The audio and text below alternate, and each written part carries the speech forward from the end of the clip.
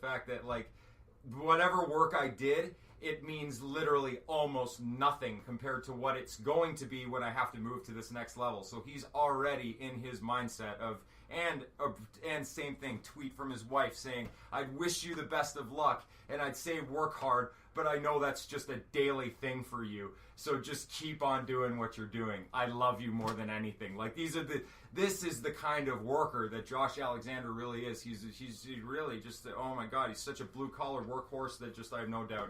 I'm not trying to kiss his ass. I'm trying to tell you that he is one of, if not my favorite on this planet right now because of everything that man represents. Yeah, he represents Canadian strong style. He represents grit, determination. He literally represents John Cena's moniker of never give up. One of the hardest workers on planet Earth right now. Because he is 100% that. And, don't fret, though. Don't worry. With him going to Impact, he'll still be representing Destiny. Unless the Impact schedule becomes too crazy and he has to focus more on that. But if he does have to focus more on that, and leave to go to the big company. Exactly. If he has to focus more on the Impact side of things, Destiny's in very good hands. Channing Decker, Aiden Prince. Enough said. Yeah, and exactly. Speaking of Aiden Prince, episode 74, which drops next week, that one is my one-on-one sit-down with Aiden Prince right before the Ritual pay-per-view that happened this past Saturday.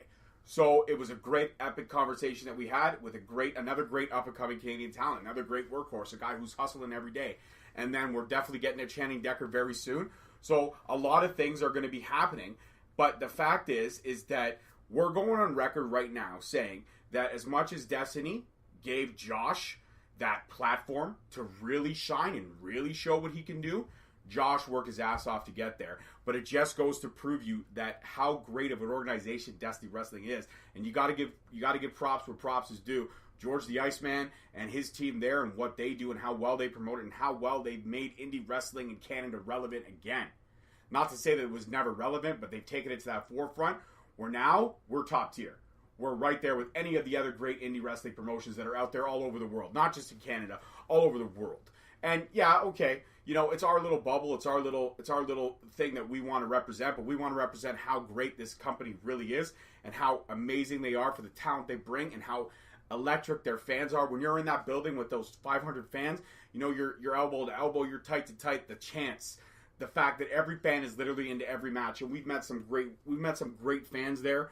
We've met some people that are just as passionate about us, that they get it. They get the business. They understand the ins and outs of it all. And kudos to George and his team and what they do. But trust me when I say Destiny Wrestling is the legitimate big dog in the yard when it comes to Canadian indie wrestling. There's nobody bigger than them. And that's kudos to George and his hustle and the stars that he brings in, but also how he promotes the talent within. He gives the guys like, we're talking about Josh and Pete and the barn burner they had. We cannot forget about Tyler Bate also coming here for his final indie match, and he had a 25-minute barn burner with Aiden Prince. That match was the undercard match of the night, but I want to say the story they told was just as great as the story Josh and Pete Dunne told. The stories were right there with how they moved, how fluid they were, and it's easy. You've said it a million times, Steve. I always give you credit for this quote. When you're in the ring with great dance partners, it's easy to tell a great story. Yeah. And that's the thing, right? With indie wrestling, there really isn't much of a build. There isn't really much promos. You have a couple things here and there, but it's literally just a culmination. Yeah, it's going to be a great match when you see these two people on a bill and you don't even care if they talk to each other. You just know that when they get in the ring, both of them as workers, you know exactly what they're capable of, you know what they're going to do. You've seen their matches long enough to kind of get their identities of who they are in the ring, their move sets and everything like that. It was that match made in heaven when I saw those two. And I told Tyler at the end of the night, and Tyler, if you ever hear this, please understand that I meant no disrespect when I said this, that I wish that it had gone a little bit longer, and it was because I spoke to Tyler after, and he was like, "Oh, I'm sorry, man."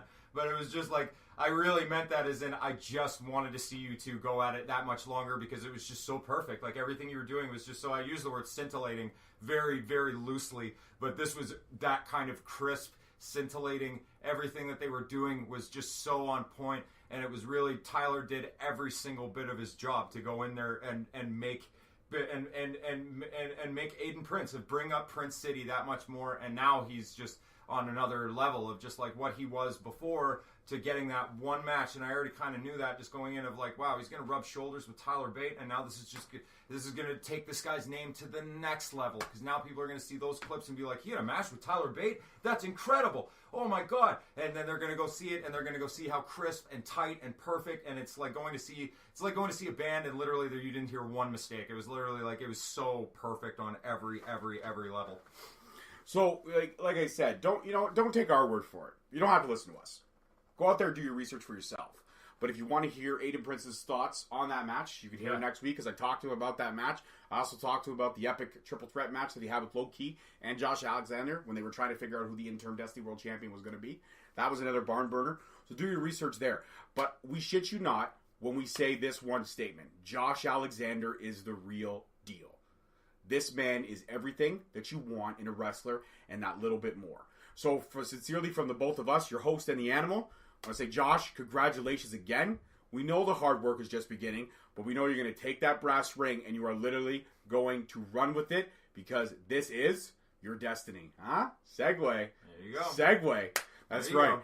But we also want to give credit to George and how welcoming he's been to both of us, and the opportunities that he's given us, the connections we've made through him, through Destiny, and how well that organization is run. So please support them. And give them all the props and the kudos in the world, because they all damn well deserve it. You can check out both pay-per-views on FITE. That's FITE.tv. And it's worth it. It is worth it, because you're going to sit there for 2.5 to 3 hours, and you're just going to fall in love with wrestling all over again. It's gritty, it's raw, it's real, it's everything you want in a damn wrestling show. Forget the pizzazz, forget Brock Lesnar, forget a fat, bald Paul Heyman walking out, forget fucking Nia Jax, forget any of that garbage. You want real wrestling, you want real kick-ass stories, you want great matches. Destiny is where it is at. And that's why we wanted to have this episode to talk about them and all the great things they're doing and how great their product is becoming and how much more they're going to grow. They're going to outgrow that arena. I give it another 3 to 6 months before they literally outgrow the Don Koloff arena. They have to get bigger, because if they don't get bigger, then what are you doing this for? They will get bigger, because they know they have to get bigger. They're already outgrowing it. They're at the point now where they're selling standing room only tickets. Seriously. And those tickets sell out too. Yeah, it's freaking mind-blowing. It's crazy. So and be sure to watch out for in the next week for my documentary of of my performance in the Destiny show from Carnage. It's going to be really awesome. Going to go through the entirety of the day. I didn't really have much opportunity at the beginning. I'm just a little bit of a disclaimer. Didn't really have much of an opportunity to really do like the whole intro of your typical vlog that you would literally hear of, like, hey, we're here at the Don Koloff Arena and blah, blah, blah, and any of that stuff. You're not going to get any of that because there was no time for it.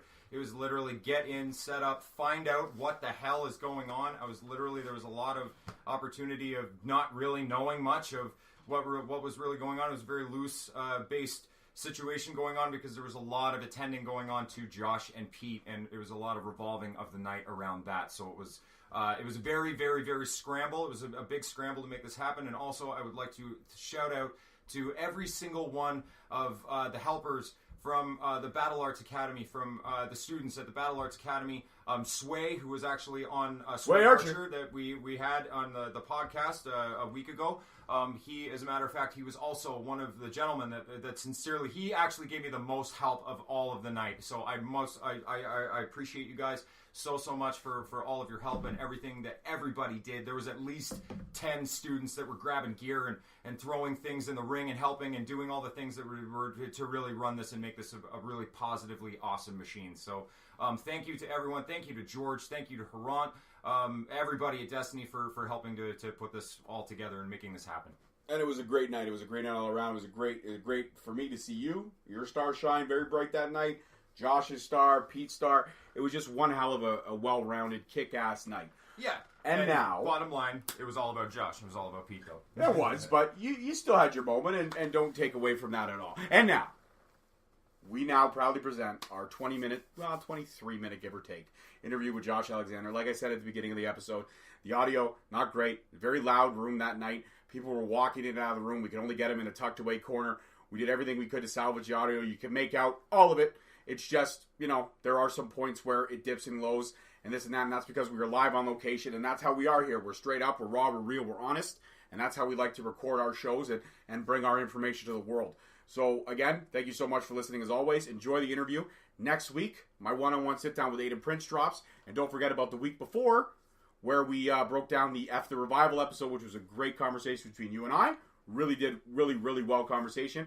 And before that, we had our other kick-ass interview with Sway Archer, Joey Maximum. Everything's available on all our platforms, which you'll hear the shout-outs at the end of the show. As always, guys, I am your host, George McKay. Thank you so much for listening. I'm Steve the Animal Mitchell, everyone. And we will see you guys next week for the Aiden Prince interview. Peace. What's going on, wrestling fans? Your host with the most, George McKay. I'm here in the building with my cohort in crime, Steve the Animal Mitchell. What's going on, wrestling fans? What's going on is this. We have our second guest of the new year, somebody we've been trying to get out. Schedules have conflicted. Things have kind of not moved right, but he's finally here with us to sit down candidly. I am, not to say stoked, but I have a little bromance going. He doesn't know about it, but I have a bromance going. I'm wearing his shirt. Mr. Josh Alexander, a.k.a. The Walking Weapon. Welcome to Straight Talk Wrestling. Thank you for having me. We are so honored to have you here. You are literally the face, as I call it, the face of Canadian Strong Style. You are coming up so strong in the indie circuit, and we know you're just your peak's not done. You're nowhere near your peak.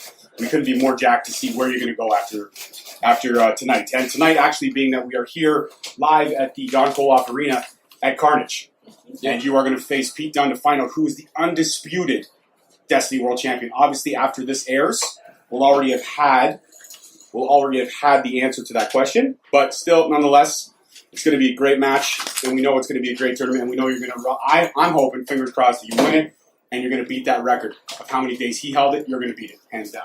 No issues, no problems. So I guess my first question is, the kind of standard question that everybody asks, when did you fall in love with wrestling? Do you remember the moment you fell in love with wrestling? I apparently watched wrestling with my grandmother. My grandmother's like the sweetest old lady, like the typical grandmother you'd see in a movie. But she loved Macho Man and Savage Elizabeth. So, like, I apparently watched WrestleMania 4 with her when I was super young. But I can't remember any of that. But I lived in the boonies, and my mom brought home a magazine one day. There was no kids around. I couldn't play with anybody. It was only a child. It was a WWE magazine. It had Stone Cold versus Mike Tyson on the cover. And for WrestleMania 14, I think Shawn was on the cover, too. Yep. And I just remember opening up, and I never knew about wrestling. So I got 3 channels on TV. Like, that's how crazy times have changed by now. That like I have 1,000 channels on my TV for $9.99 a month now. Right? And I had 3 channels back then on bunny ears. And watching pay-per-views scramble and everything, At my friend's house with a giant satellite dish that we'd have to like adjust. But, Somebody yelling out the window, left, right. yeah. And I just got that magazine, and I remember it had a Chains poster in it, and I put it on my wall. Like I just instantly fell in love with wrestling from this magazine. And from there, I went to Jumbo Video, and I saw there was a wrestling tape for rent, and I rented that one, and I watched it for 4 days straight. And then when that had to be returned, I went and I rented the next one. I just went all the way through. And the first tape I rented was, I think it was WCW Uncensored. So Nice. It was like Dean Malenko versus Eddie Guerrero was the first match I really saw. That's a pretty amazing match for one of the first Yeah, matches. that's for sure. Would you say is that in your top 5 of your favorite all time, or do you have a favorite match all time that kind of sticks out to you? There's a bunch of, like, I can't pick a favorite. I love so much stuff. Like, I love all different types. Like, if you talk about, like the Ric Flair and Ricky Steamboat matches. Yeah. You talk about Randy Savage and Ricky Steamboat at WrestleMania 3. Stone Cold and Bret Hart at WrestleMania 13 stands out. Just, like, one of like, my favorites. But, like, I just like everything. Everything. Yeah. So you're really a connoisseur. You soak up as much knowledge as you can from watching all these guys, from how their performances, how they told the stories. Is that what kind of, once you fell in love with it, did you know when, okay, this is it for me, this is what I want to do with the rest of my life? Oh, no, God, no. I never wanted, I never dreamt of being a professional wrestler. What was the dream then when you were a kid? What was the thing that you wanted to do? I didn't have any ambitions whatsoever, if I'm being honest. I went to university because my parents kind of forced me into it, because I was, like, one of the only kids in my family to graduate high school. That's a big deal. You know what I mean? Like, my family was, like, they were all, like, laborers. They drop out in grade 8 and get jobs and work their whole lives. Right. You can't do that these days. But, like, I went to university for business. And I went there. I was just miserable. I didn't like it. And I discovered that there was I went to a SmackDown show with my friends. And somebody gave me a leaflet for UWA Hardcore independent wrestling. And I didn't know independent wrestling existed. By then, the internet was just, like, you know, Google was a thing. And, like, So I googled that place, and through a message board, I found that there was a wrestling school near me, and I still didn't think I could be a wrestler, but I went, paid $80 to get in the ring, and I took a bump within the first 2 minutes, and from there on, I was there every single day. Like, I just wanted to do this. The physical